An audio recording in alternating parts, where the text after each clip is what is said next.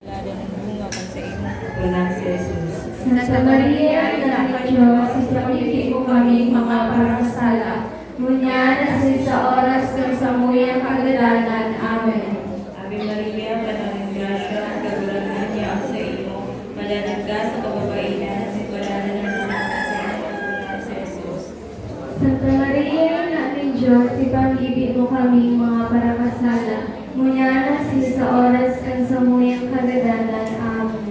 Ave Maria, Panangin Grasya, kagulangan niya ang sa imo. Malanan ka sa kababaihan, sitwalanan ng bunga kan sa imo. Wala si Jesus.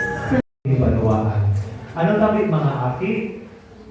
Iasunod sa pagpahayag ka sa itong pagtubod, masabi ka mo, opo, nagtutubod kami. Nagtutubod ka mo sa Diyos amang makakamhan, kagibo ni langit asing daga. Opo, nagtutubod kami.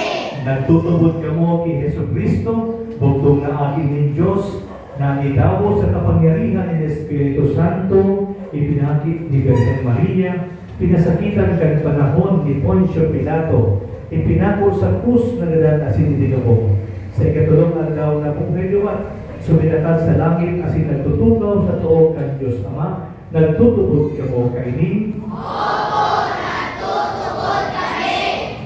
Sa pagkabuhay liwat ni mga kadan, asin sa buhay na dahi kasagkuran, nagtutubod ka mo kaini.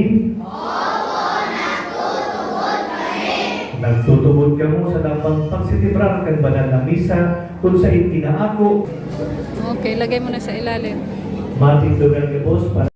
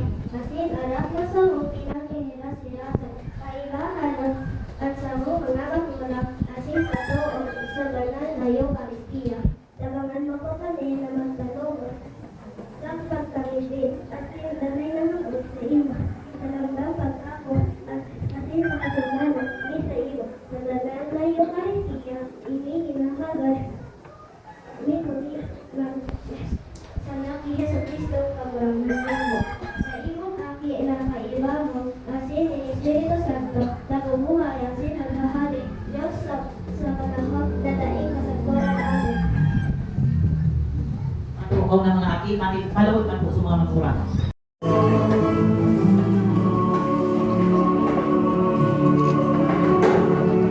Kabilogin puso, asin puso, sa gabos na biyaya na ibinaras mo, sa samong mga kaakyaan na nag-ako sa imo mula sa banal na Eucharistia.